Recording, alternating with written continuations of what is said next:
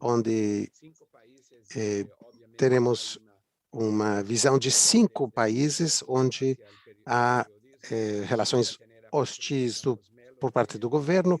Estaremos acompanhados pela Patrícia Campos Melo, do Brasil, Luz Meli Reyes, da Venezuela, Carlos Dada, do El Salvador, Carlos Fernando Chamorro, de Nicarágua, e Adela Navarro, de México.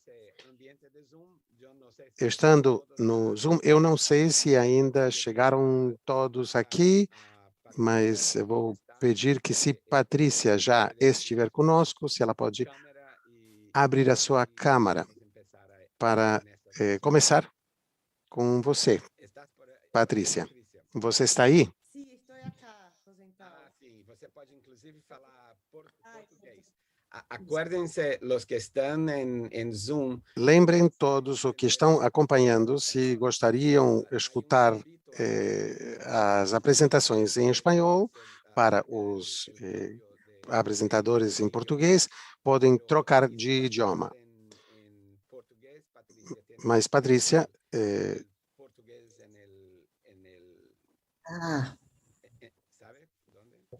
pode falar em português.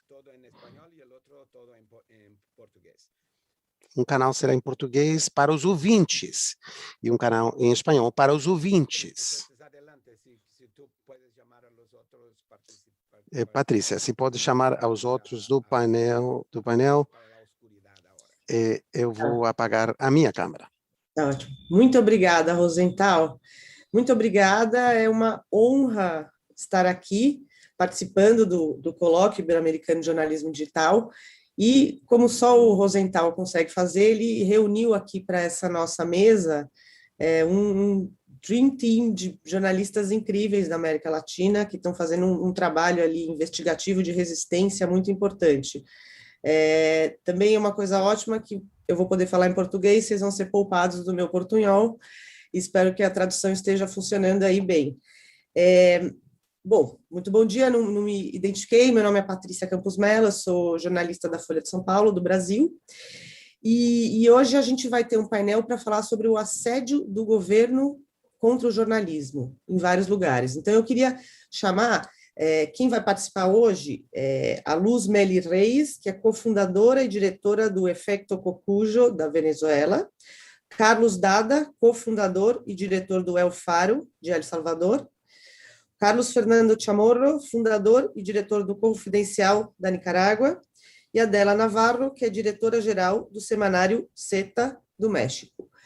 Eu queria pedir para a gente começar, cada um com 5 minutos, falando como está a situação da relação da imprensa com o governo em seu país e do ponto de vista do seu veículo. Eu sei que 5 minutos é muito pouco, mas se vocês conseguirem resumir um pouquinho, depois a gente fala mais. Vamos começar com a Luz Meli Reyes. Luz, você está por aí? Me ouve?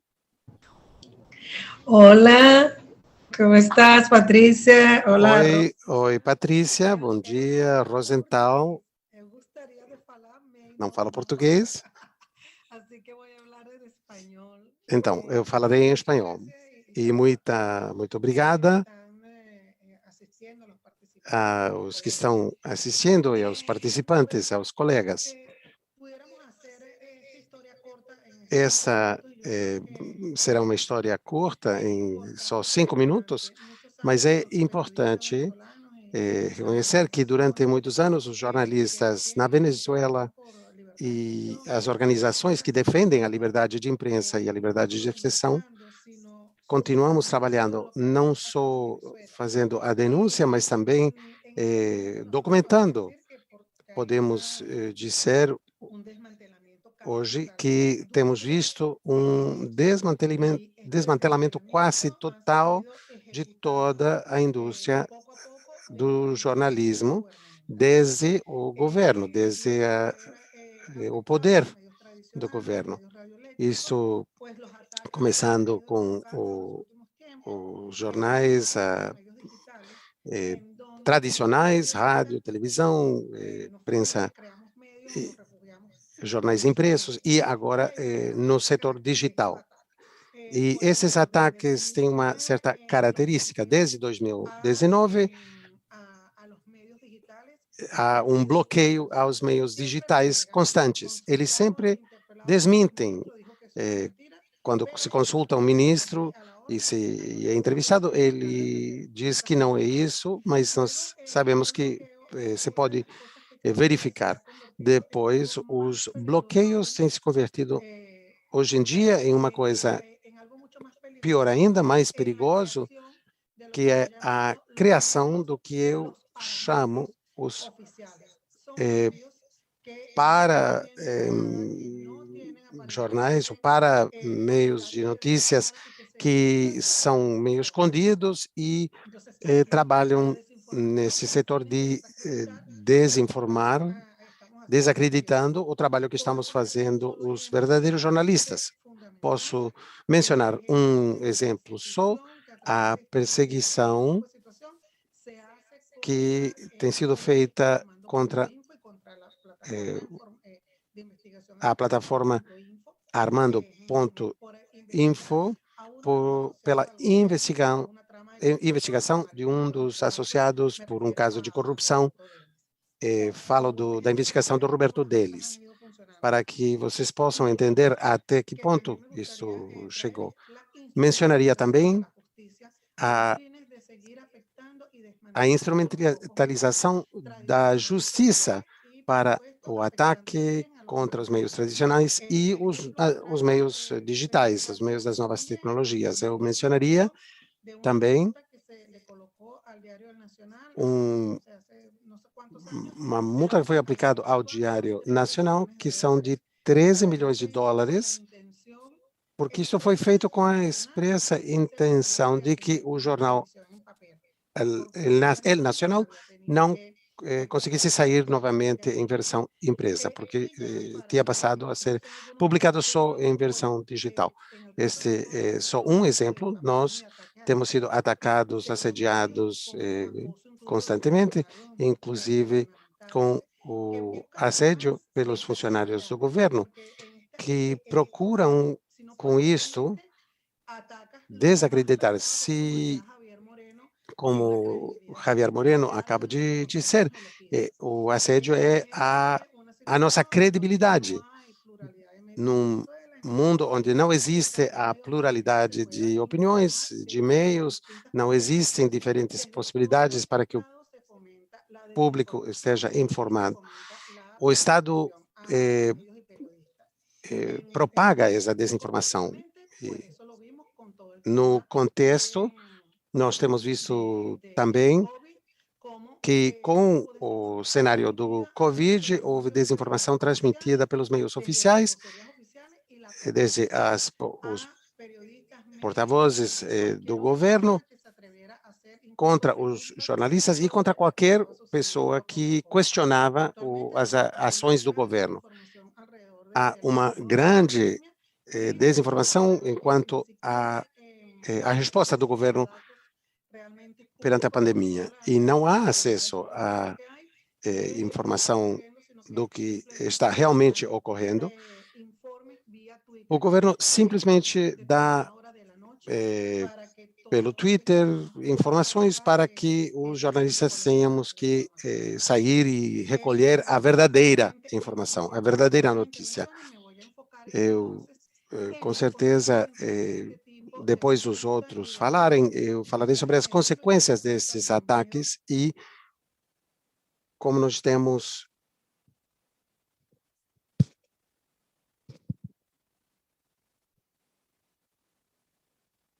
desculpa, perdimos o som.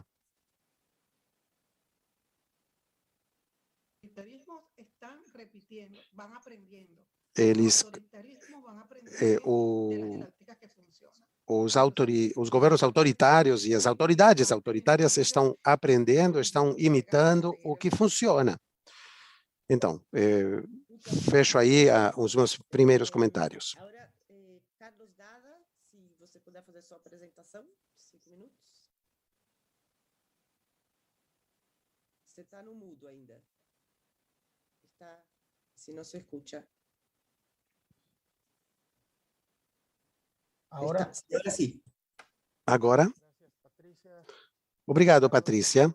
E obrigado, Rosenthal, pelo convite para participar do colóquio, que eu considero de uma grande importância. Eu acho que vamos ver há situações particulares a cada país, mas há uma situação também semelhante em todos os países de ver estas ideologias que antigamente eram das ideologias da Guerra Fria, agora são simplesmente populismo com o poder, o uso do poder por qualquer meio. Isto requer uma vigilância, um trabalho comprometido por parte da sociedade civil e também dos jornalistas. Nós, jornalistas, que temos a costume, pela natureza nossa, ser críticos do poder independente e pedimos uma rendição de uma responsabilidade por parte das autoridades, e eu acho que isso mesmo é difícil para a imprensa independente. No caso do El Salvador, em junho de 2019, Nayib Bukele foi eleito um presidente jovem que ganhou pela campanha que foi feita quase inteiramente nas redes sociais, quase 100 eventos, e ele ganhou, pela grande surpresa de todos, ele ganhou na primeira volta da eleição e ele entrou a pertencer imediatamente nesse grupo de presidentes populistas, esta nova onda na América Latina. 2 anos depois, Nayib Bukele não só é um presidente populista, mas ele é um presidente popular.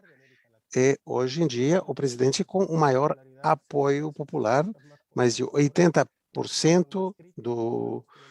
da população apoia ele, enquanto os observadores e as sondagens mais conservadoras, ele procura dividir o país entre aqueles que criticam ele, os inimigos do Estado, os amigos dos corruptos, os que querem que ele morra e que querem a morte do povo salvadorenho.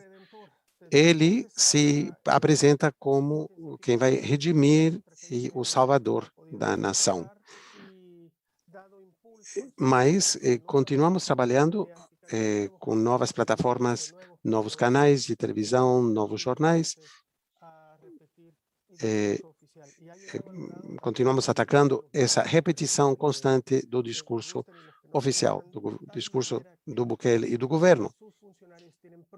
E os funcionários do governo têm proibido falar com qualquer meio que não está autorizado. Nós, por exemplo, não conseguimos a autorização de entrevistar a qualquer outro ministro, nem ao presidente. E isto não só para a propaganda das ações do governo, mas para desacreditar e o linchamento público dos meios independentes. Nayib Bukele, ele é o chefe desta operação, desde a conta dele Twitter, ele chama sábados de bullying, sábados à noite, pela conta própria dele em Twitter. Dizem que é uma questão de sangue. Todos esses esforços por construir uma versão só, uma narrativa única do governo que não admite nenhuma dissidência nenhuma crítica. Desde que ele assume o poder, a Associação de Jornalistas registraram mais de 100 ataques por parte dos funcionários do governo contra a imprensa. Temos sido ameaçados, temos sido perseguidos, temos sido objeto de campanhas massivas de difamação. Conhecemos de jornalistas que, com o uso de operativos de inteligência do Estado, entraram para roubar o computador operativos que que seguem o mesmo padrão em cada caso.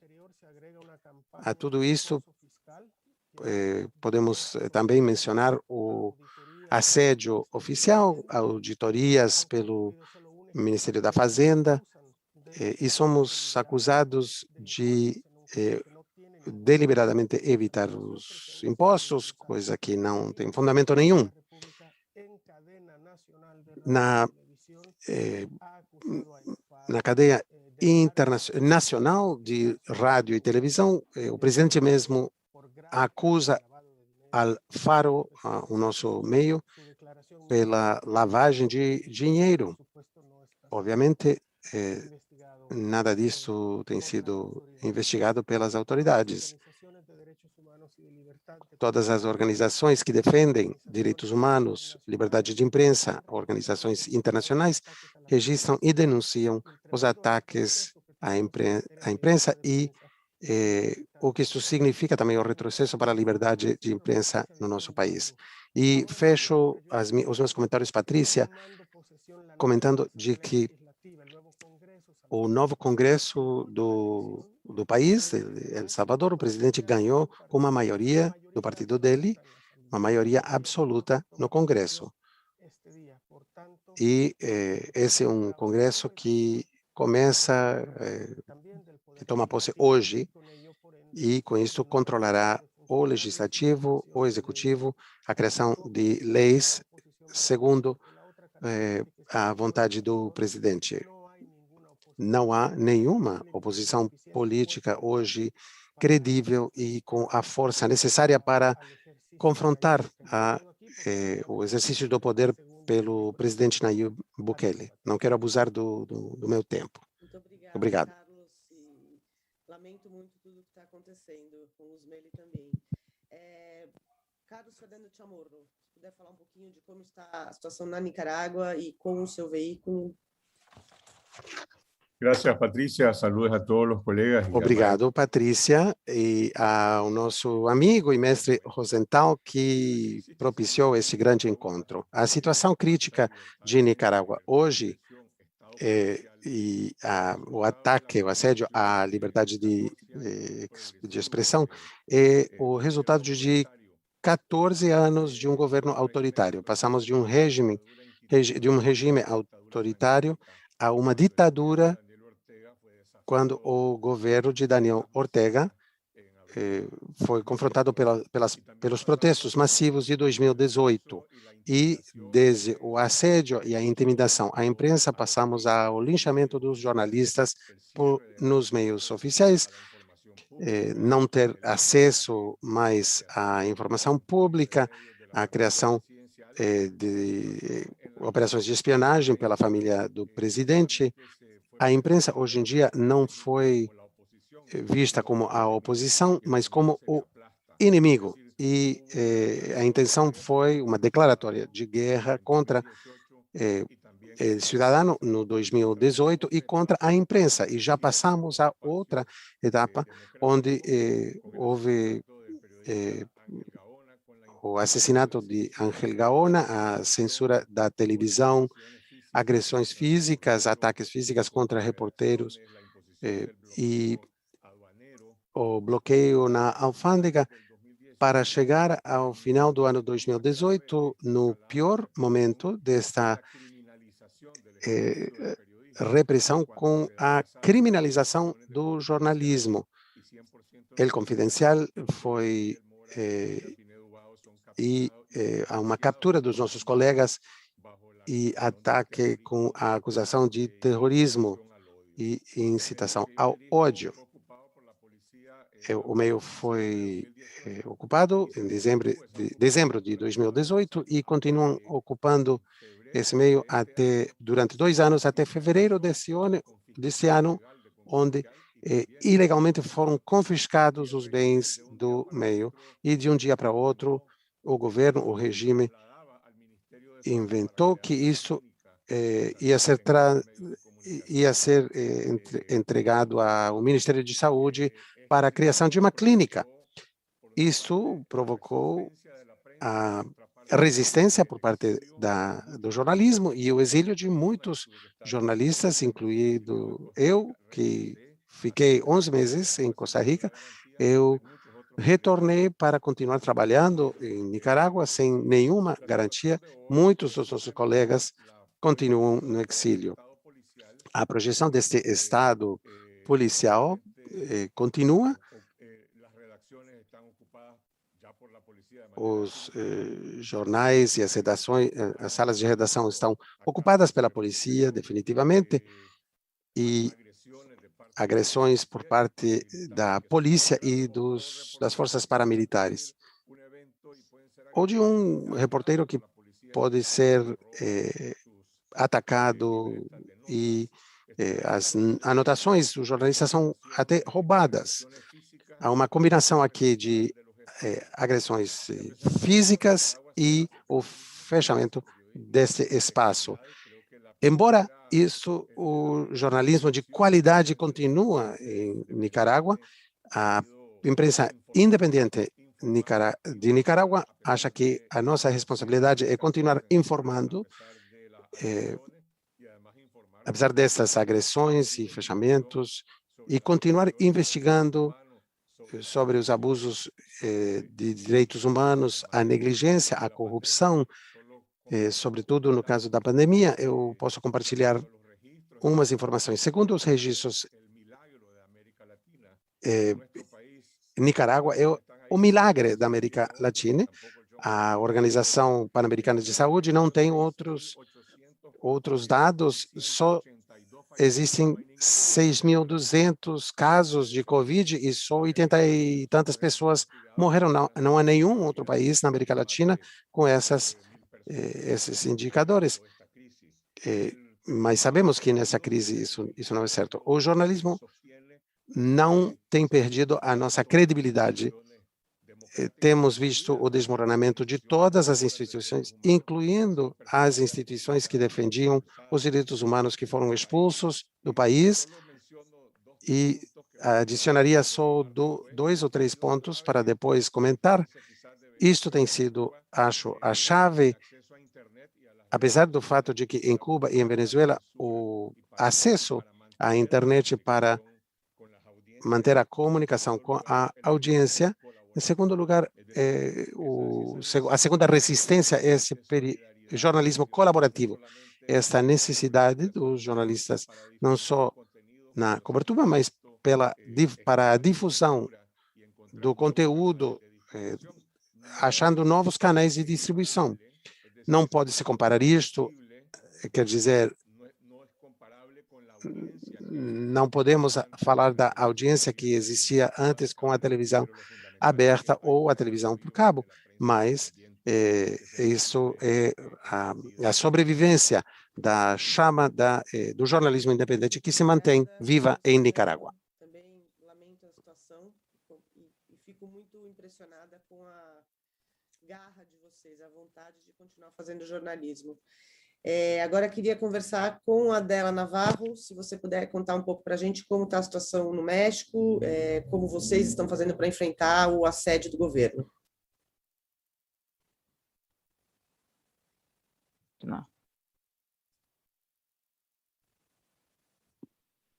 Sí, desafortunadamente en México los periodistas Infelizmente, no México, nós jornalistas vivemos tempos difíceis, de muita polarização, e tudo isso foi originado pela própria presidência da República. O presidente, o senhor López Obrador, é alguém que nos surpreendeu, porque durante 12 anos foi vítima da intolerância, foi apontado, algumas vezes foi acusado de acusações falsas, e quando ele assumiu a presidência, nós pensamos que ele ia mudar esse ambiente, mas não, ele transformou o Palácio Nacional no principal púlpito para apontar os seus adversários, e ele agora considera a imprensa mexicana como parte dos seus adversários, especialmente a imprensa que faz investigação jornalística e que destaca arbitrariedades, corrupção e abusos que acontecem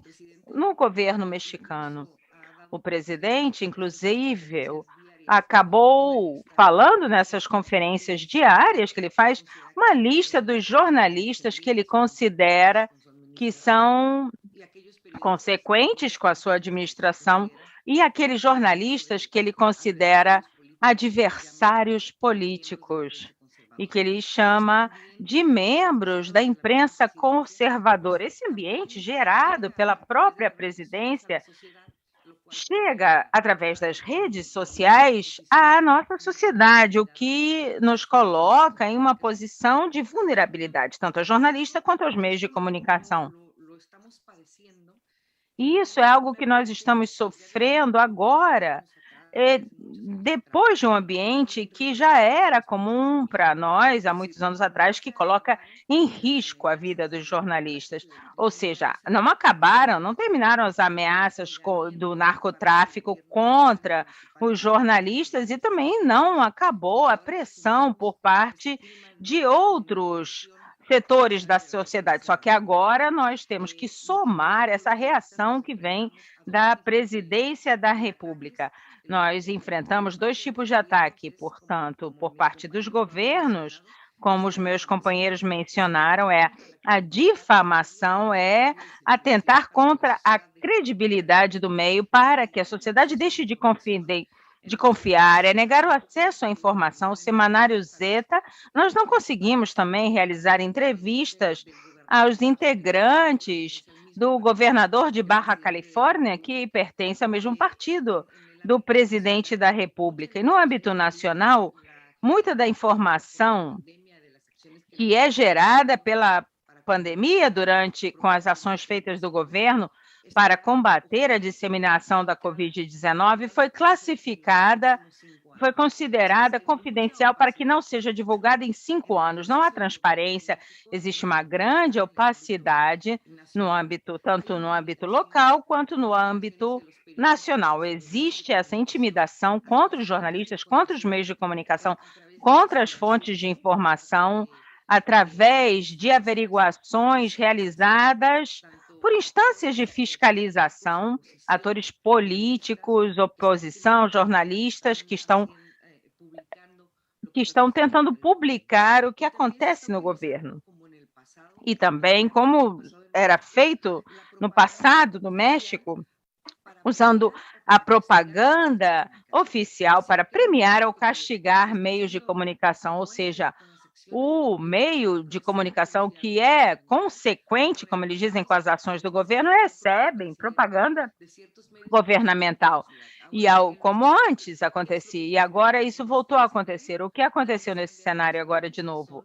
Mudaram os meios que recebem a propaganda, ou seja, a prática se mantém, mas com outros jornais e televisões. Quando o governo considera que aquele meio não o defende, não há publicidade.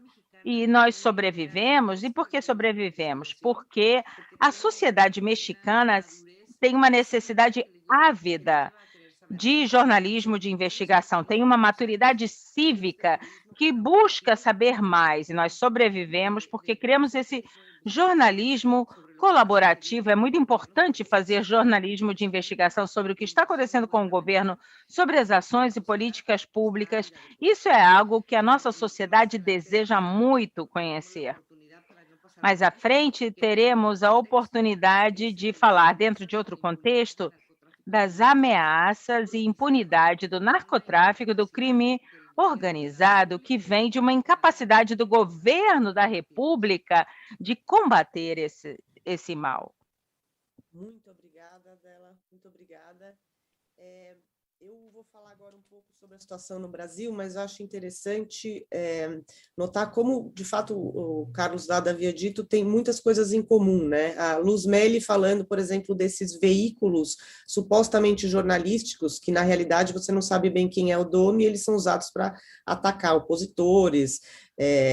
O Carlos Dada falando desse fenômeno dessa ascensão desses líderes populistas que se apoiam muito nas redes sociais e que pessoalmente fazem ataque contra jornalistas específicos. Isso também é uma coisa que acontece muito no Brasil. O Carlos Fernando falando de uma situação, no caso, acho que da Venezuela e da Nicarágua, que é uma coisa que vem de antes, né, não é uma coisa nova, vamos dizer, meus amigos e colegas nicaragüenses venezuelanos costumam dizer que o que acontece no Brasil hoje é o que eles viram na Nicarágua e na Venezuela há 3, 4 anos atrás. E eu vejo que vocês já estão num ponto de legislação, que estão conseguindo passar a legislação, estão conseguindo adotar medidas mais duras, confiscar os jornais. No caso da Venezuela também. E no caso da dela também é interessante isso, que é uma coisa que não tem nada a ver com esquerda ou direita, né? Você tem um presidente que se dizia aí discriminado pela imprensa ou censurado, etc., e quando vai ao poder faz esse mesmo tipo de coisa, inclusive com discriminação na alocação de recursos de publicidade do governo. No Brasil, eu acho que a gente tem muitas dessas coisas acontecendo hoje, também é uma surpresa, né, porque não é um país que você identificaria como um país que há uma erosão de democracia. A gente, pela primeira vez, caiu para a zona vermelha no ranking de liberdade de imprensa dos Repórteres Sem Fronteiras, pela primeira vez desde faz 20 anos, porque acho que tem duas coisas paralelas. Você tem uma coisa de uma volta de uma censura tradicional, né, que é o governo tentando usar a Lei de Segurança Nacional para censurar vários jornalistas, vários opositores, governo cortando anúncios estatais em veículos considerados críticos, o governo, e aí eu acho até mais preocupante, incitando empresários, seja o próprio presidente Bolsonaro ou ministros deles, a pararem de anunciar em veículos que são críticos, né, a direcionarem os anúncios só para os veículos patrióticos, tentativa de aprovar uma série de leis que afetam a receita dos veículos, né, de eliminar a necessidade de publicação de editais, de licitação, etc., ameaça de não renovar a licença da TV Globo, que é a maior TV, e que também é considerada inimiga pelo governo. E aí, ao lado disso tudo, você tem essas novas, vamos dizer, novas armas, né? Esse linchamento virtual, essa lista de jornalistas odiados ou censurados, essas campanhas de difamação, principalmente contra mulheres, né, com uso muito de um aspecto misógino, de falar que as mulheres oferecem sexo para conseguir as reportagens exclusivas, e isso é uma coisa também que vem do próprio presidente, é um presidente que falou para um repórter que ele tinha vontade de dar um murro na boca do repórter. Isso e várias outras coisas, isso é o dia a dia aqui hoje em dia. E eu acho triste a gente pensar isso, quantas coisas em comum a gente tem nos países da região, né? Como esse manual, esse playbook é uma coisa que eles vão compartilhando e se inspirando uns nos outros, né? Eu estava pensando, o Carlos Dada falou desse acosso tributário, né, fiscal, a Maria Ressa, nas Filipinas, também sofreu isso. Na Hungria, isso é muito comum também com veículos críticos. Então, a gente vai vendo isso sendo a Luzmeli falando desses blogs ou pseudo-jornais que são usados como, vamos dizer, armas, né, contra jornalistas críticos, contra a oposição. Aqui no Brasil tem vários, e que sim, recebem anúncio do governo. Então, assim, eu acho que é muito comum. Tem muitas perguntas para vocês aqui da plateia, eu vou começar fazendo, tá, gente? Bom, tem uma pergunta específica para a Luzmeli, que é do Carlos Rodrigues. Ele queria saber, e eu não sei se vocês me digam se a tradução está funcionando direitinho, tá? Está funcionando direitinho, né? Acho que sim. Para a Luzmeli, que instituições han denunciado o bloqueio de medios em Venezuela? Ok, gracias. Estará... Obrigada. Filtro.br e espaço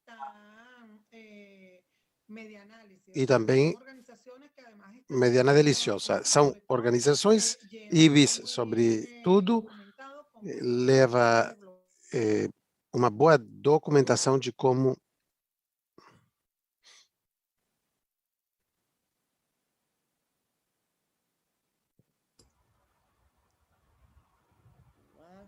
peço desculpas. Uma posição oficial. Perdemos um pouco. Se puder repetir um pedaço, Luzmeli, porque teve um corte. Sí, ya vi, pero que decía que... Eu estava dizendo que os bloqueios estão sendo medidos e temos organizações que fazem isso. Venezuela Sem Filtro e onde está tudo isso documentado. E o que eu estava explicando é que, no caso dos bloqueios, às vezes não é difícil saber quem está bloqueando, mas na Venezuela, o fornecedor de internet oficial que pertence ao Estado. Então, aí podemos conseguir essa informação, mas muito rapidamente, eu acabo de aprender, eu quero aprender, eu quero mencionar os padrões. Eu aprendi isto nas reuniões de ISOS e também nos trabalhos de direitos humanos. Nós sempre dissemos na Venezuela, que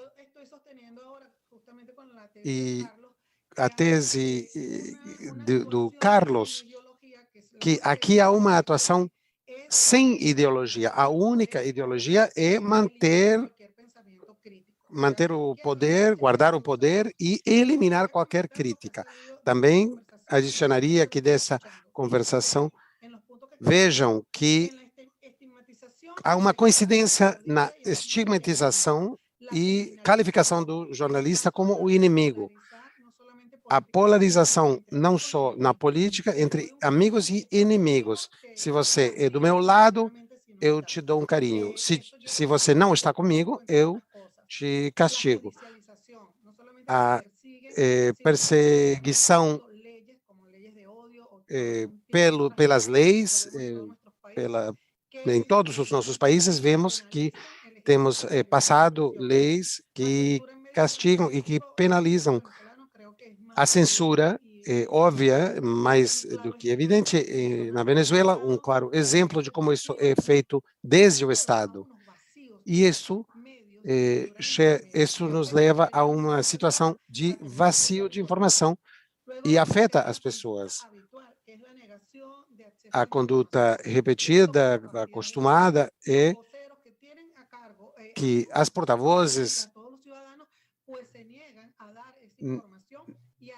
não dão essa informação ou escolhem quais são os meios, condicionando o acesso à informação, dependendo se o meio é amigo ou inimigo.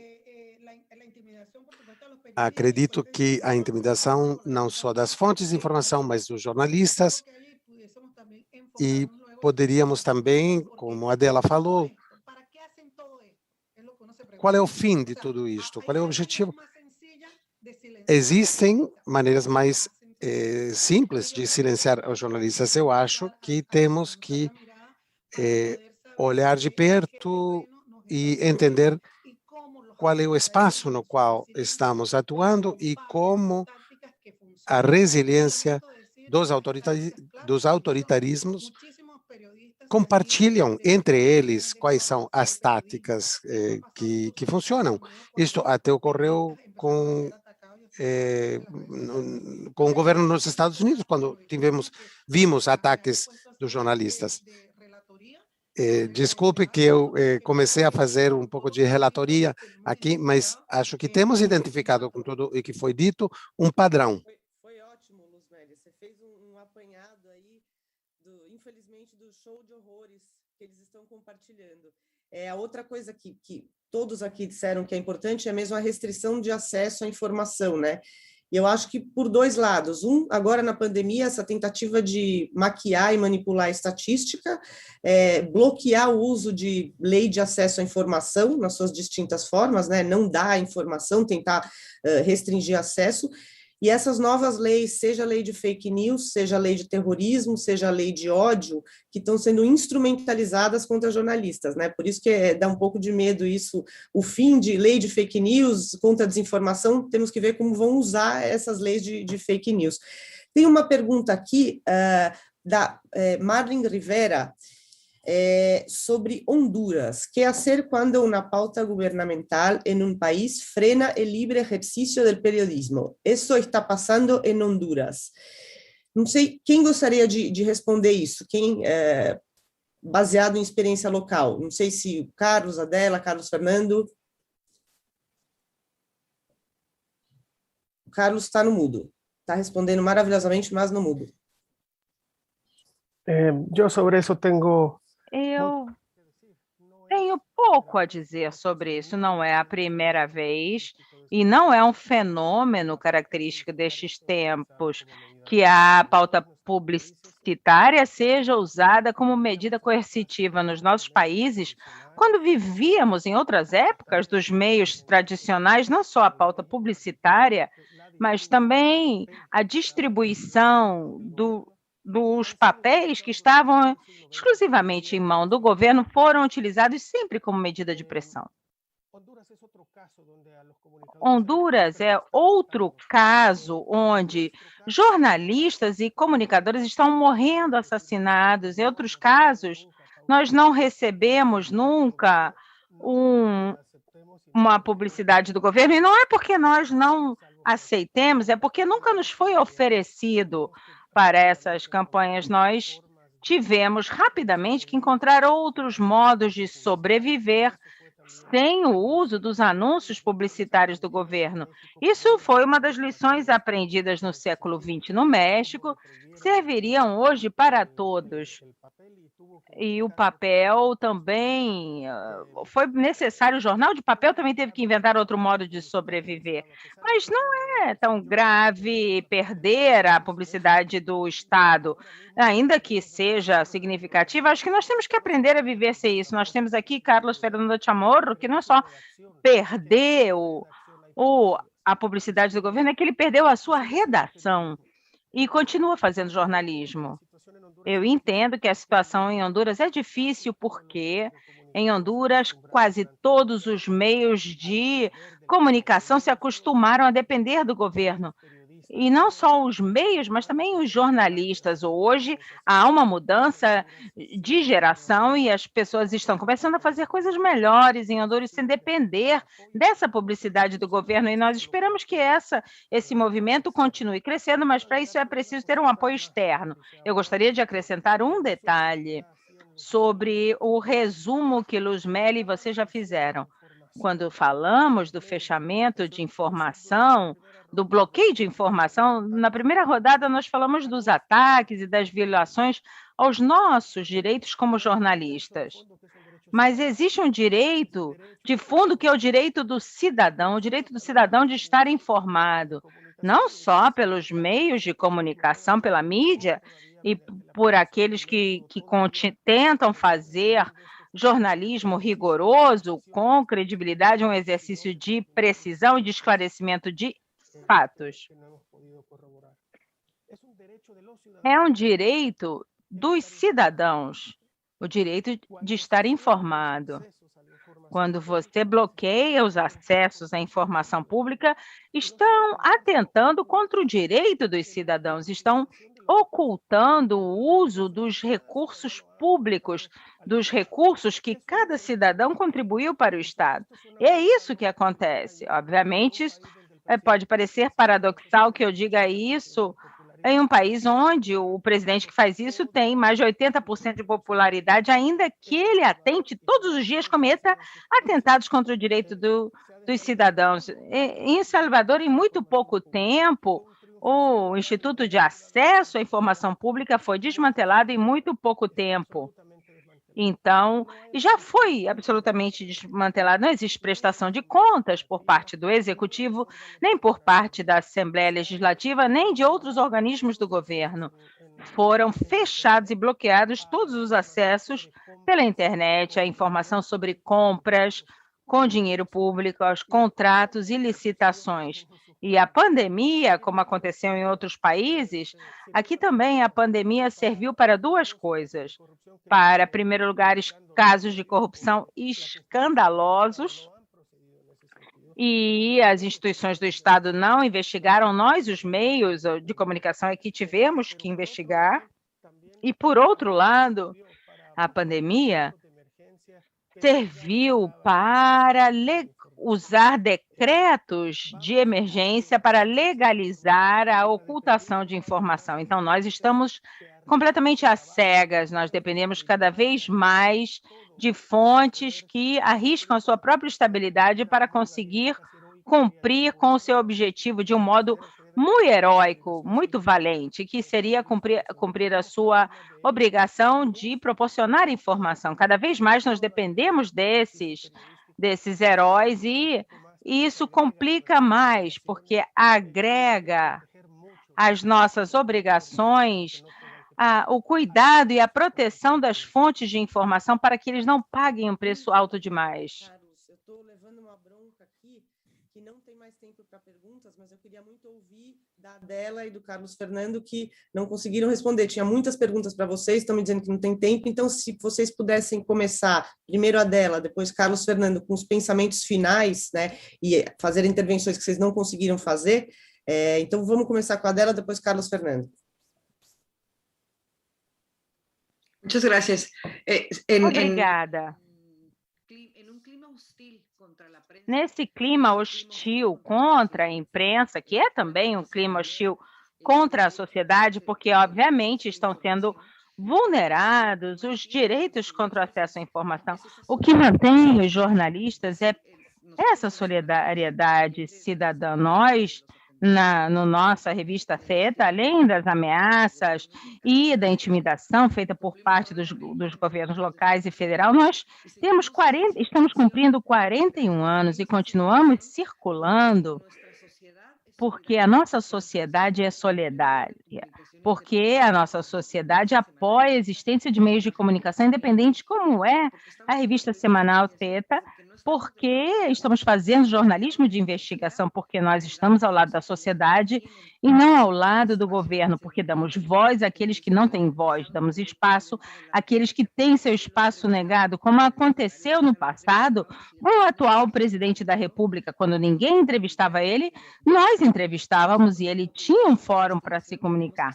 Nós, como jornalistas de investigação, precisamos estar perto da sociedade e longe do governo. É o único modo de que o acesso à informação prevaleça para além da situação vulnerável na qual nós sobrevivemos entre as ameaças do narcotráfico e a intimidação do governo. A sociedade nos protege e outras organizações, como o artigo 19, que também alçam a voz para defender e para colocar sob o foco no âmbito nacional e internacional o que está acontecendo com a imprensa e com essa opacidade de acesso à informação. O único modo que nós podemos ir em frente, então, é não nos calarmos e ficar junto com a sociedade.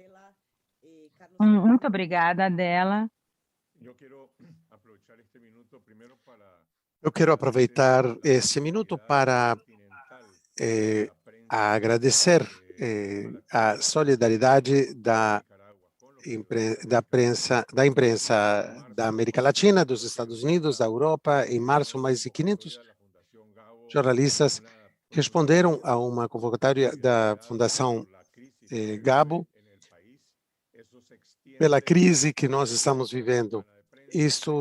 Estas palavras de agradecimento também para a Associação de Proteção de Jornalistas, a Sociedade Interamericana de Imprensa. Esta companhia, esse acompanhamento de solidariedade não nos protege de nenhuma maneira, mas aqui falta uma coisa que até é mais importante, que a imprensa internacional olhe para a Nicarágua, e não só para acompanhar com a solidariedade, mas para fazer jornalismo. O maior risco nesta normalização da violência.